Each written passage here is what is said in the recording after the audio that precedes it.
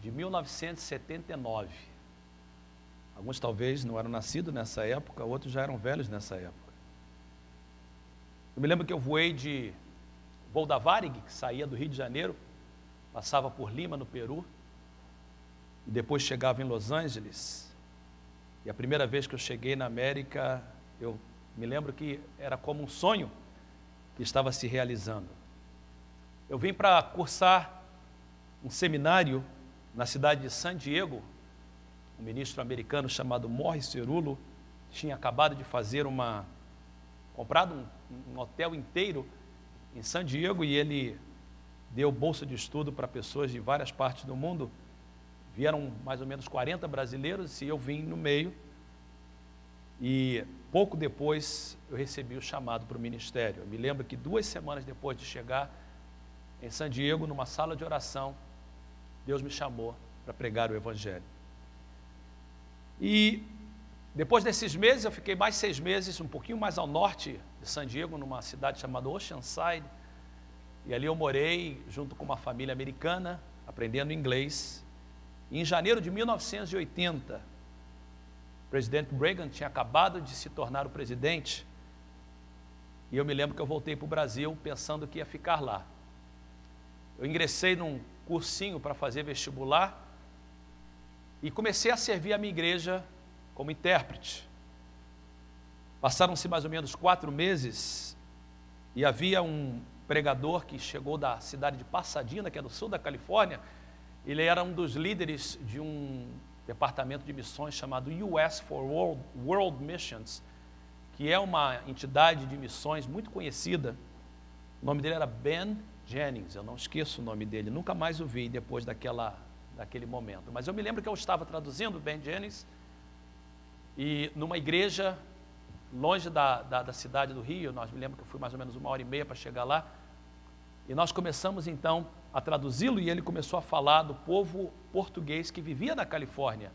Tendo morado na Califórnia durante 1 ano, eu não sabia que havia tantos portugueses aqui. E eu voltei então, eu senti o chamado para voltar, e eu voltei para trabalhar com portugueses. Assim que eu cheguei de volta no mês de setembro de 80, eu ingressei num seminário para estudar para pastor. E durante os anos de 80 até o ano de 83, quando me casei, foram anos tremendos na minha vida, porque como pregador, como pastor, eu queria estar pregando. Então, eu andava com uma escova de dente dentro do bolso, eu carregava minha Bíblia do outro e andava de carro, de moto e pregava em todos os lugares. Era a minha paixão pregar o Evangelho. E as portas se abriram em igrejas americanas e eu pregava, eu ia, não preocupava com comida, não preocupava com nada, eu só queria pregar o Evangelho, aonde as portas se abriam. Em 83, eu me casei com Tereza e quis continuar da mesma forma. Na nossa lua de mel, nós fomos para o Brasil e chegamos no Rio no início da semana e passamos os primeiros dias em um apartamento que tínhamos alugado em Copacabana, até acontecer que chegasse o domingo. Quando chegou o domingo, eu preguei na minha igreja pela primeira vez, depois de 3 anos aqui na América, eu preguei pela primeira vez na minha igreja, e eu tinha saído da minha igreja com 17 anos, e agora voltava com 21. E quando eu preguei, vieram muitos convites, e nós estávamos na nossa lua de mel. E eu falei para a Tereza, eu vou aceitar todos os convites. E na nossa lua de mel, durante 30 dias, eu preguei mais de 40 vezes. Na lua de mel. Porque eu queria continuar da mesma forma que eu era antes de casar. Tereza não conhecia o Brasil, era a primeira vez que ela ia ao Brasil. E eu me lembro que a gente pegava ônibus, eu me lembro que uma vez nós estávamos indo do Rio para Taubaté, e eu não consegui. Eu ia pregar numa igreja em Taubaté, que eu nunca tinha estado antes. Tereza nem sabia onde era Taubaté, nem que existia uma cidade chamada Taubaté. E não conseguíamos passagem, então pegamos o ônibus para São Paulo e soltamos na estrada, em Taubaté. Pedimos o motorista para deixar a gente na estrada. Então pensa, 2 jovens de 21 anos de idade. Tereza nunca foi ao Brasil antes. Ali, naquela estrada Rio-São Paulo, atravessando a estrada para chegar numa igreja para pregar. Na minha mente, Eu queria continuar da mesma forma que eu era quando solteiro. E foi pela graça de Deus que a minha esposa pôde me aguentar naqueles dias. A minha história tem a ver com pregação, porque essa era a minha maneira de viver. Essa era o que eu fazia. Você pode lembrar daquilo que você fazia como solteiro e que você não podia fazer mais como casado. Há coisas que são mais fáceis de fazer como solteiro e há coisas que são mais fáceis de fazer como casado. Mas qual é o melhor? Que tipo de vida é melhor? É melhor estar sozinho ou é melhor estar acompanhado? Nas Olimpíadas de Inverno sempre há uma competição de ice skating. E no ice skating, há atletas que competem só e outros competem como casal. Qual é o mais bonito? Se você gosta de ice skating, você vê aquela jovem, geralmente é homem ou mulher, dançando sobre o gelo, fazendo acrobacia, fazendo coisas bonitas sozinho. E alguns vêm como casal. Qual é o mais bonito? E a resposta é, os dois são bonitos. A resposta é, há méritos nas duas formas de estar só ou estar acompanhado. Pergunte a alguns casados e eles vão dizer que a vida de solteiro é melhor. Pergunte a alguns solteiros e eles vão dizer que a vida de casado é melhor. Mas pergunte a alguém bem casado e ele ou ela vai sempre dizer que a vida de casado é melhor. Pergunte a alguém que é contente como solteiro e ele ou ela vai dizer que solteiro é melhor.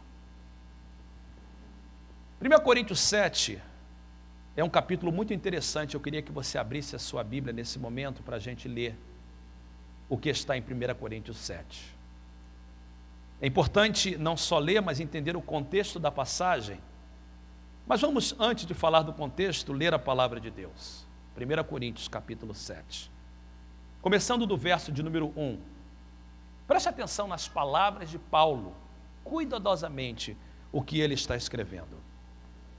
Quanto aos assuntos sobre os quais vocês escreveram, é bom que o homem não toque em mulher, mas por causa da imoralidade, cada um deve ter uma esposa e cada mulher o seu próprio marido. O marido deve cumprir os seus deveres conjugais para com a sua mulher. E da mesma forma, se você tem uma caneta, sublinhe essa palavra que aparece 2 vezes. E da mesma forma, a mulher com o seu marido. A mulher não tem autoridade sobre o seu próprio corpo, mas sim o marido.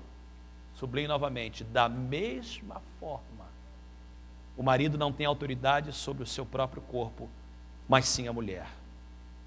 Não se recusem um ao outro, exceto por mútuo consentimento e durante certo tempo, para se dedicarem à oração. Depois, unam-se de novo, para que Satanás não os tentem por não terem domínio próprio.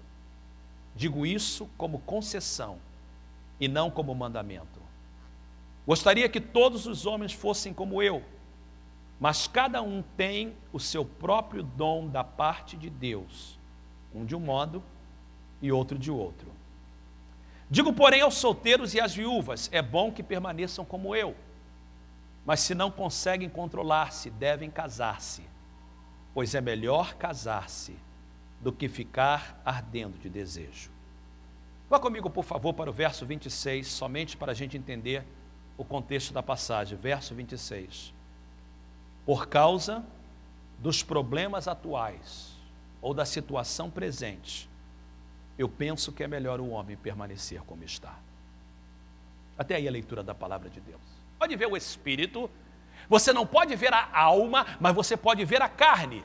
E a ideia platônica é que o verdadeiro homem é o homem espiritual. É o homem emocional e que a carne, na verdade, é somente uma